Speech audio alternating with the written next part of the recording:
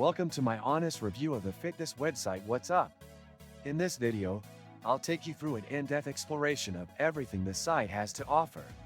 Whether you're just starting your fitness journey or are a seasoned fitness enthusiast, this video will provide an honest look at the features, usability, and resources on the site without any promotional fluff.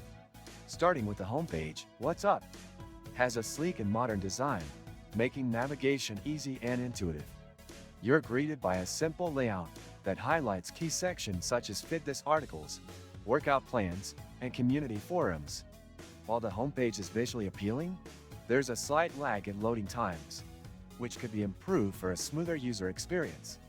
Diving into the workout plans, you'll find a mix of free and premium content. The site offers a range of plans tailored to different fitness goals, such as weight loss, muscle gain, or endurance building. Each plan is well organized with day-by-day breakdowns, video demonstrations, and tips to ensure proper form.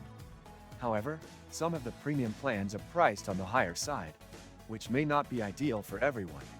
Moving on to the community forums, this is where What's Up truly shines. The forums are active and filled with members sharing tips, progress, and motivation. It creates a welcoming environment for beginners who might otherwise feel intimidated. Unfortunately, the moderation of these forums isn't perfect, as outdated or incorrect information occasionally slips through.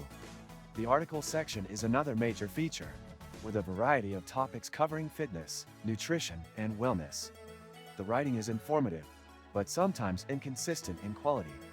Some articles are well-researched and engaging, while others lack depth or feel overly promotional.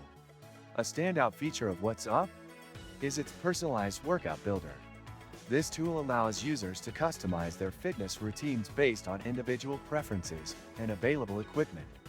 It's an excellent addition, though the interface could use a bit more refinement for a seamless experience.